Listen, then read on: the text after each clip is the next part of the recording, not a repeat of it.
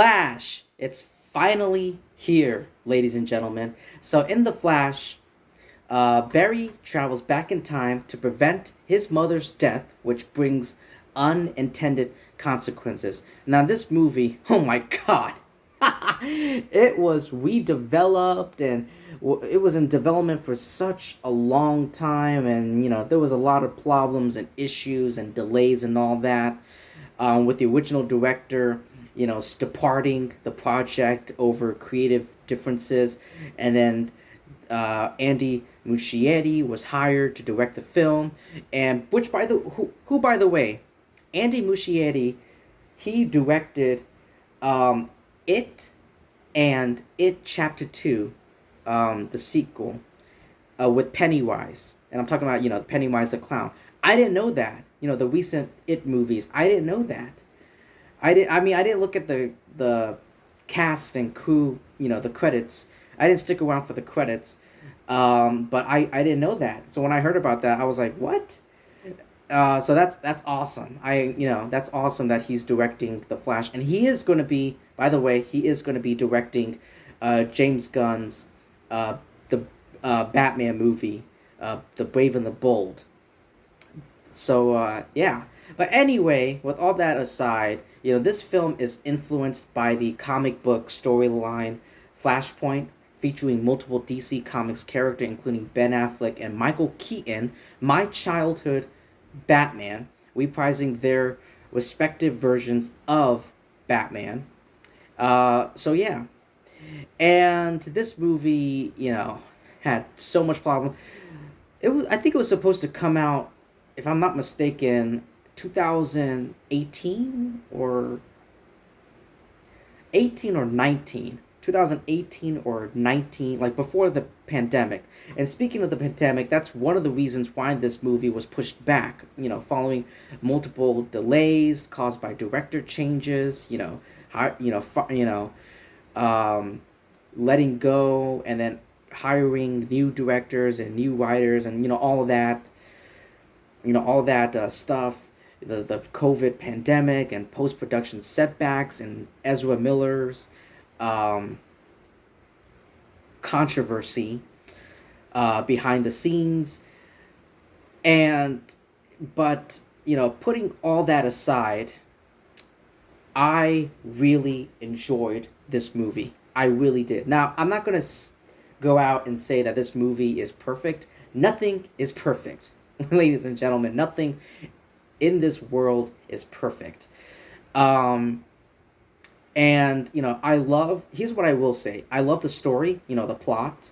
It's really, like I said, it's influenced by the Flashpoint comic book, and there were some moments while I was watching this film that made me remember the actual comic book, which, by the way, there is an animated movie, The Flashpoint Paradox. Check it out.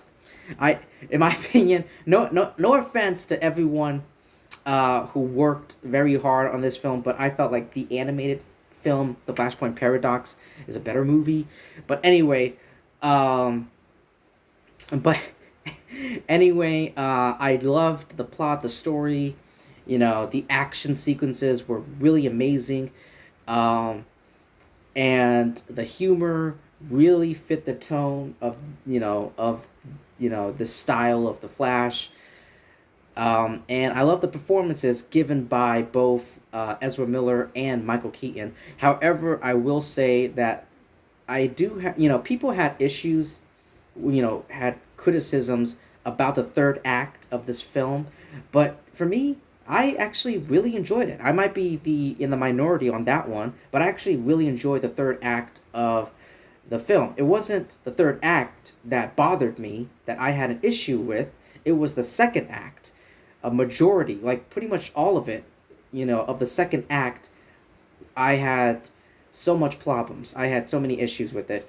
And yes, there will be spoilers. So, you have been warned. Ezra Miller gave a phenomenal performance as Barry Allen. And you can see in this movie that he's matured, from the Justice League. I'm gonna ignore from from Zack Snyder's Justice League. Let's all pretend that Joss Whedon's, Justice League does not exist. Let's just get that out of here. Yeah, let's get that out of here. Let's just pretend that there's only one, and that's Zack Snyder's Justice League. So I'm gonna ignore the actual theatrical one, the actual cut of the film. So he's really matured from that film. Like he's becoming, he's taking things more seriously while also providing moments of humor, and comedy in this film. And Ezra Miller also plays the younger version of himself from the trailers, and also a dark, corrupted, older version of the Flash, referred to as the Dark Flash, which, by the way, I want to talk about Funko Pops. Funko Pops. Oh my god. I love collecting Funko Pops, but damn, they spoil so many, there are a lot of spoilers behind Funko Pops. Like on the back, of the cover, of the Funko Pops. There's two characters in this film that the trailers, the marketing hid away from, were hiding. And that was, it's spoilers, so it's Gal Gadot.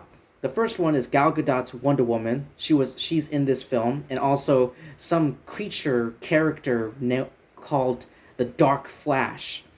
And I was like, wait, what? Dark Flash? I don't think he was in any of the trailers. I don't think this character was in the trailers. So was Wonder Woman. And so, yeah, I was spoiled on both of those characters. So when I was watching this movie, I was just waiting for Gal Gadot, and yes, she does show up at the beginning of this film, alongside Ben, helping and aiding with Ezra Miller's Flash and Ben Affleck's Batman. So yeah. And Sasha Callie, is that how you pronounce her last name? I heard, congratulations on being the first Latina actress, Sasha, to portray Supergirl. But from what I've seen from the trailers, I was really hoping, I thought she was gonna have a bigger role, a bigger part in this film, but no. Her role, she was just there. She was barely there. She's just there to fight Zod, to fight and try to maybe kill Zod. I don't know. But yeah, that's all, she does. And I was really disappointed because, I've seen,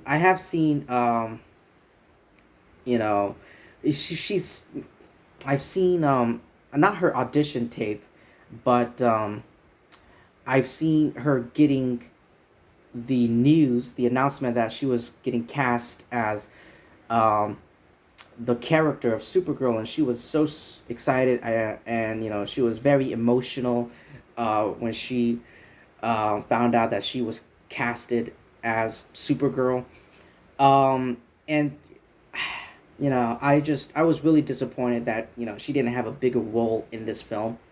Michael Shannon is just there as General Zod. It's always great seeing. It's always great seeing Michael Shannon coming back. Past characters coming back. Past characters played by the same actors coming back. So it is. It did put a smile on my face seeing, Michael Shannon come back as General Zod. Probably the only good villain in the DCEU because everyone else is pretty shit. So yeah. Michael Shannon is just there his goal is pretty much the same as Man of Steel. It's just, it's the same thing, so not really that much.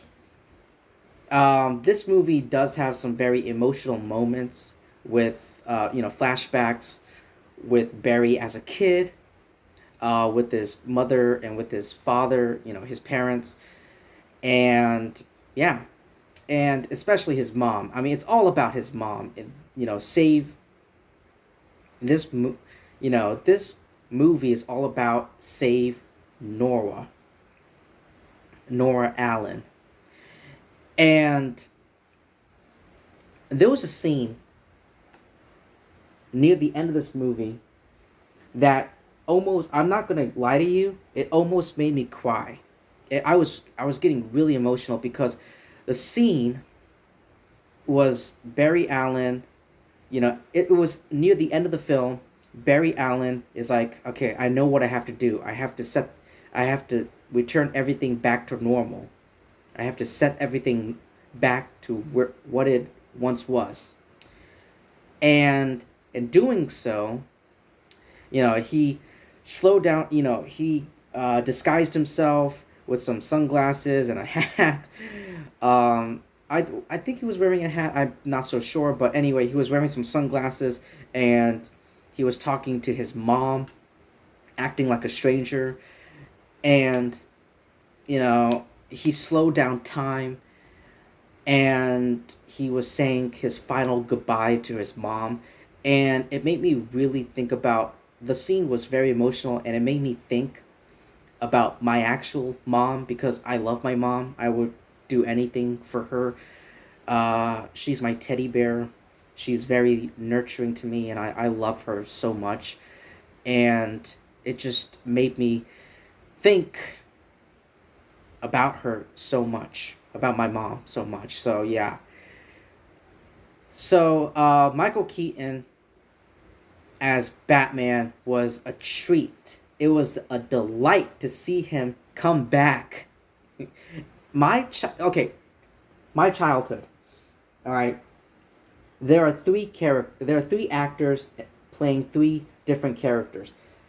Christopher Reeve, he is nothing against Henry Cavill. I love Henry Cavill. But Christopher Reeve is Superman straight from the comics. Oh my God, that bright smile, that hopeful optimism. Every time I see Christopher Reeve Superman, I feel optimistic. I feel hopeful. And he has this warmth about him. He had this warmth about him uh, whenever I see him.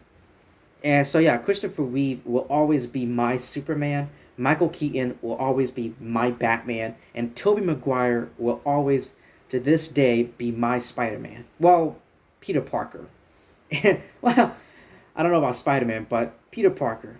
Andrew Garfield's my favorite Spider-Man, if you're talking about, like, identity. But yeah. Those are the three.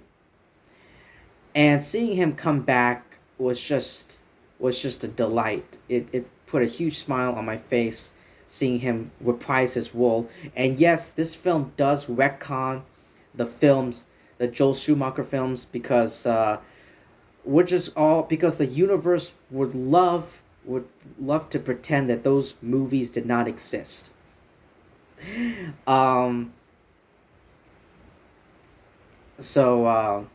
Yeah. And there were some. So let's talk about cameos.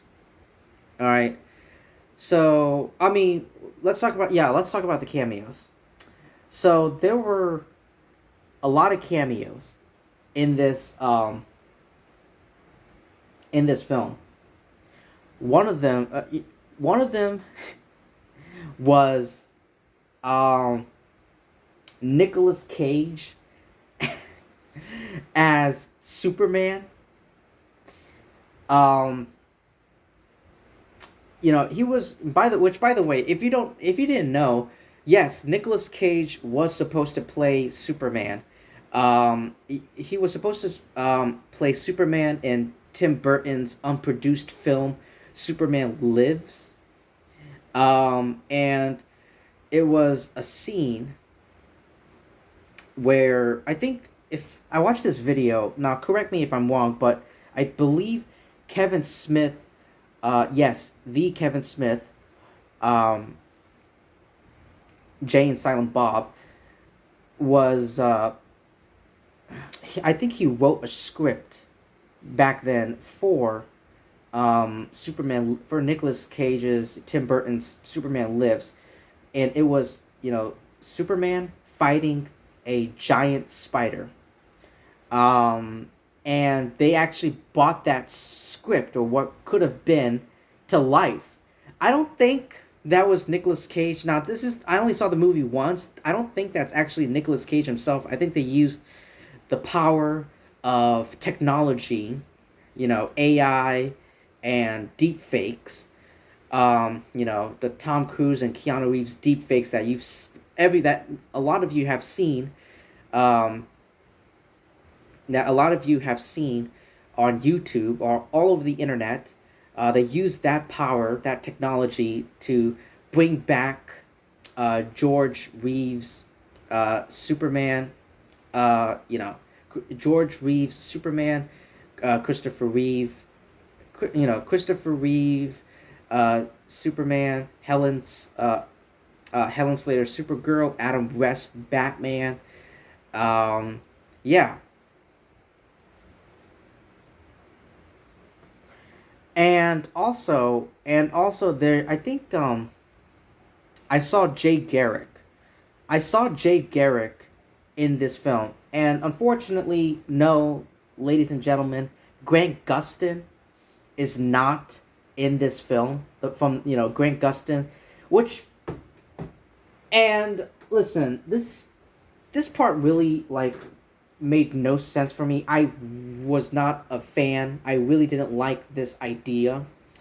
And it was that we saw for one split second, we saw Jay Garrick.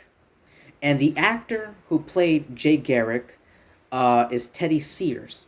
Now, Teddy Sears played Jay Garrick, but it was actually revealed in spoiler alert for The Flash season 2 CW, but whatever.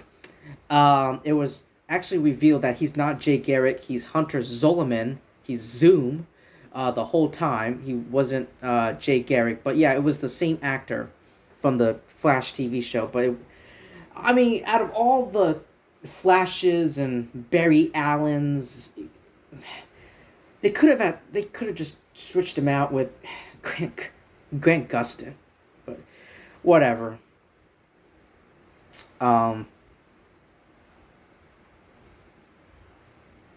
Yeah.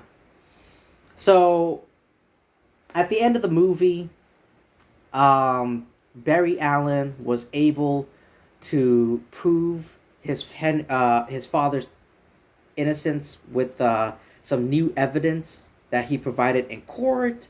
And after returning to the president and helping to exonerate Henry, Barry is contacted by Bruce. And this is I heard Ezra Miller, he was on the phone with Bruce Wayne, and Bruce was talking, and I was listening to his voice, wait a minute, I was like, that doesn't sound like Ben Affleck. That doesn't sound like Ben Affleck. I know, we all know what Ben Affleck sounds like, and I'm like, Bruce is talking, but it's not, I don't hear Ben Affleck. And then the car pulled up, and then George Clooney stepped out of the car. And it's like, oh my God, Barry, what did you do? What did you do? It's, but yeah, that, I believe Barry Allen, at the beginning of this film, he put the can of tomatoes, the can of tomatoes was I think it was on the bottom shelf, wasn't it? It was in the middle or the bottom shelf, but near the end of the movie, he puts it in a different place. I think it was the top shelf, and the security camera was able to find Henry's his father's face or something like that. I like I said, I only saw the movie once. I'm not really sure. I didn't really pay attention that much, but yeah. But yeah, that's the thing about time travel and the Flash. If you changing even one thing, from the from taking a can of tomatoes from the bottom shelf and then putting it on the top shelf. That one little thing, that one little change caused so much problems. I don't know what's gonna be next. I don't know what's gonna happen in the next.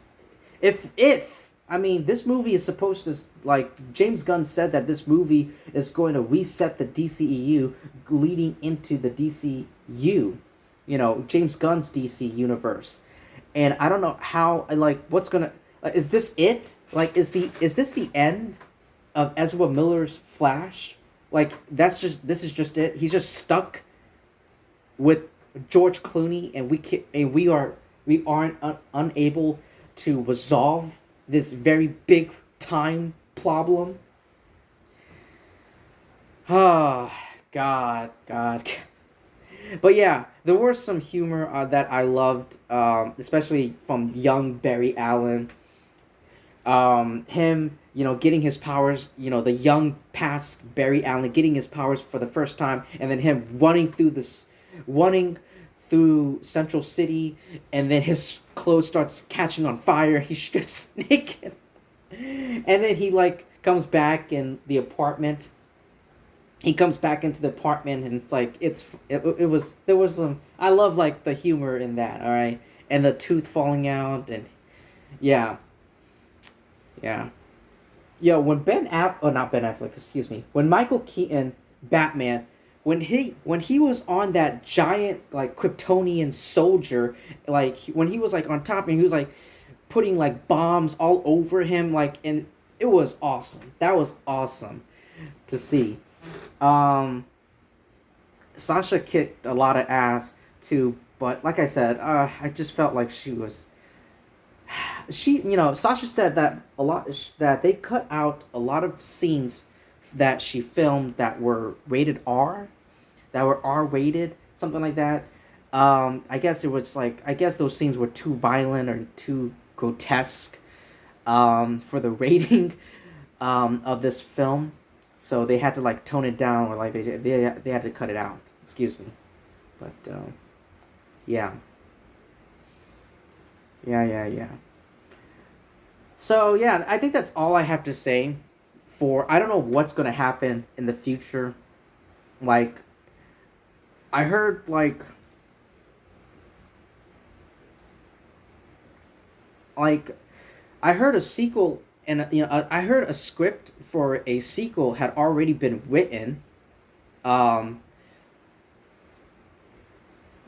I don't know what's going to happen. Is this the last time we'll see, the DCEU and Ezra Miller's The Flash? Or are they going, like, in the sequel, they're going to have to fix the timeline again? I don't know. I have no idea, ladies and gentlemen. But yeah. I'm trying to think, is there anything else I forgot to say or I want to talk about? Yeah, I feel like this movie was, like, there were so many, like, this movie went by so fast. It went by so fast. It felt, it went by so fast, and it felt very fast-paced. No puns intended, if there are any puns. But yeah, it just moved on really quickly. It just moved too quickly. Like, it went from one point to another. Okay, we gotta go here. Ezra Miller's Barry, our Barry is like, okay, we gotta go. He and his younger self had to, he's like, okay, we gotta go here, we gotta go there, we gotta do this, we gotta go there, we gotta do that. It's like they're going from one place to another, to another, to another, and it just kept going on and on and on.